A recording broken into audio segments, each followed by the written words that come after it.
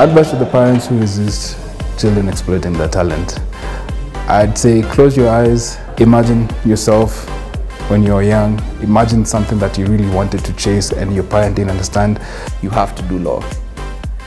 I told him I'm not going to do law. I have a degree in aeronautical engineering, yet I'm here.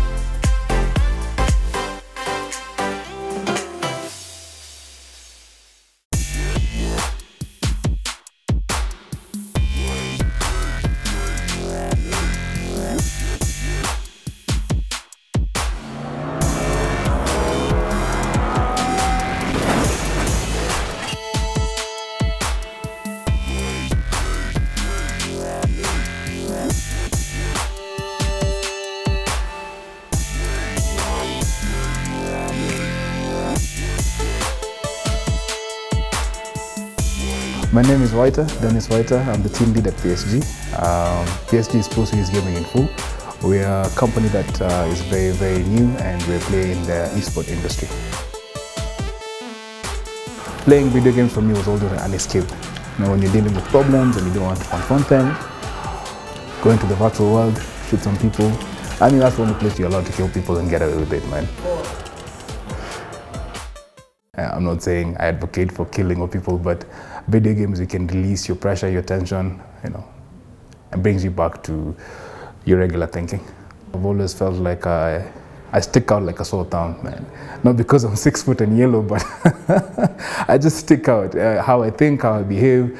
I'm a very different person, and that was a problem to me. I always wanted to fit in. It got to a point I realized, instead of trying to fit in, man, why just don't I embrace who I am and just keep going? And who I am is, I'm passionate about gaming. I love gaming, but that's not the core. The core is change. Change how we think as a nation, change how we think as a continent. You know, we constantly complain about unemployment, you're not happy with what it is that you're doing. So I said, this is what I'm doing right now. It's not working for me. I need to move on to the next level. And moving on to the next level entailed giving value to the next person. And the best way I figured I could give value is in the gaming industry. So it's grooming people into the professional playing of video games, which we call esports. I linked up with a couple of guys. Eventually we met up with Thomas and Barasa from Nikon, and that's how PSG was birthed.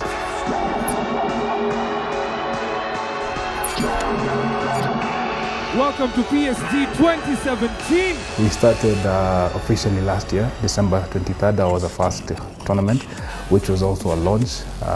It was a Call of Duty tournament, and we're happy to say we had our third tournament, which was actually not just a tournament.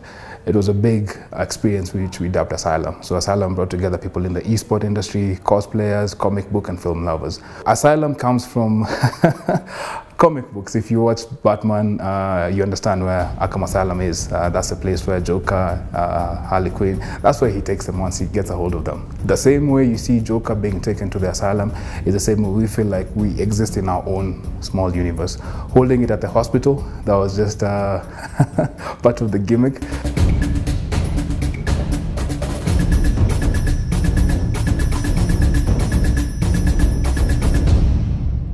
When I was young, when I was growing up, what I wanted to be, I'd say per se, is like, I wanted to be a super spy. I wanted to be a super spy. And I was like, you know what? Forget about that. And then I shifted on to engineering, and I was like, it sounds viable, mostly in computer. But then I landed in that you could actually create video games. The obstacle came when my father just asked me, what do you want to do for a living as you grow up? Or when you're grown up. And I told him I want to create video games for a living. And he was dumbfounded. He was just shut down. He was like, this can't be it. This is not happening. And he asked me again, are you sure you want to do this? I was like, yes. He's like, no, you have to do law. I told him I'm not going to do law. I'm sorry. At the end of the day, it's what I pick. I made the most simplest game ever with not much to do. That is, it was not that much code, but this was back in 2015. I made the most simplest game. It was just like a Mario game with minimal graphics and stuff, and it actually worked. In my opinion, that was a step forward. Sadly, my dad is not around to see where I have reached in this time, but I'm sure if he was like around right now, he would be a bit proud of where his son has reached in his life here. And it's a stereotype that we have anything to do with technology and gadget belongs to the men. No, it doesn't belong to the men. We are here, we are here, we are here. I wanted to become an engineer so bad. So that's what I ended up pursuing. So I went to uni and did aeronautical engineering. I have a degree in aeronautical engineering, yet I'm here doing comms and media, which is, you know, east to west. I came back to Kenya and, you know, I was all hyped for my aeronautical engineering. And, you know, I went about looking for a job for about a year. And, you know, the answer was still the same. Either I'm overqualified or I don't have the licenses. I have to get the licenses. The licenses would take me 5 years for me to get it. And I happened to bump into Dennis, who had this, you know, this idea. And after that, you know, after sitting down with him and he talked to me about it, I was just like, you know what, this is something that I'm interested in. How can I tap into that market? I've been at it for about 5 months now, and they're just like, oh, okay, you're still not looking for engineering jobs? And I'm just like, I'm pretty much settled here. They're still waiting for me to, you know, rock up to them and tell them, hey, by the way, I got a job at Kenya Airways. They're just like, yes, you know, they can be like, hey, I have a daughter who's an engineer. The gaming world was marketed for the male character. And so you find that even the games themselves, you find the characters, either if the female characters are very seductive, you know, in their bikinis and stuff like that. You know what? It's not just a team, male. There are also some females. And the females out there, they are absolutely kicking behind. You can talk about someone like Queen Arrow, how she started to the point that she is right now.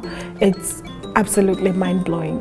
How I got into gaming was through the influence of my older brother. We were playing games such as Contra, Super Mario, and Tapas. Then we branched out to the PlayStation 2. The PlayStation 3, now the PlayStation 4. I'm currently a student at the Catholic University of Eastern Africa in my third year of study, of doing law. How gaming has changed my life, it has given me a more open-minded experience of how I see things. It's pretty awesome because you get to meet people from all sorts. Like, you get to meet the gamers, you get to meet the sponsors, you get to meet game developers, you get to meet, you know, guys who are passionate about the games, guys who are passionate about just the industry in general.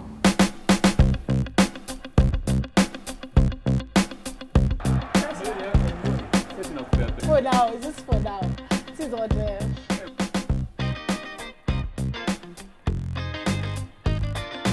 Locally, we have an annual 100K tournament by Trick. This year, I was lucky to win it. I've been winning tournaments too. Then last year, the Trick tournament, I wasn't lucky, I finished number 2, though I got 50,000 last year, and this year the EAGC one also 50,000. Inakuweka mbali na drugs, at least unakaa home, unafanya kitu mzazi anaona, instead kutoka nje, mzazi ajui uko wapi. In terms of money, inakupatia do, because unatoka nje, unaenda unacheza, you bring home a lot of money, at least mzazi anaona ile kitu unaweza fanya.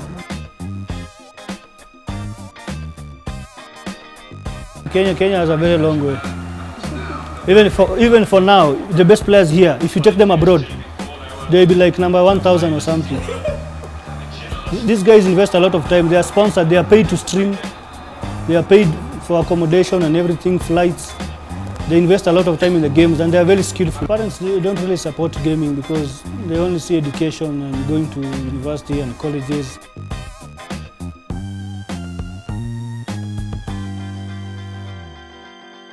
Advice to the parents who resist children exploiting their talent.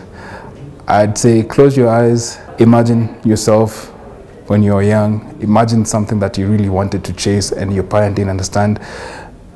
Think about it from that point of view. Then go back to your son, your daughter, try and understand what it is that they want to chase, put yourself in their shoes, weigh your options, obviously, because with age comes wisdom, which we can't buy. If it doesn't add up still, you have the right to say no. But if it does add up, you have the right to support your child. because the future belongs to your child. You've already lived your future.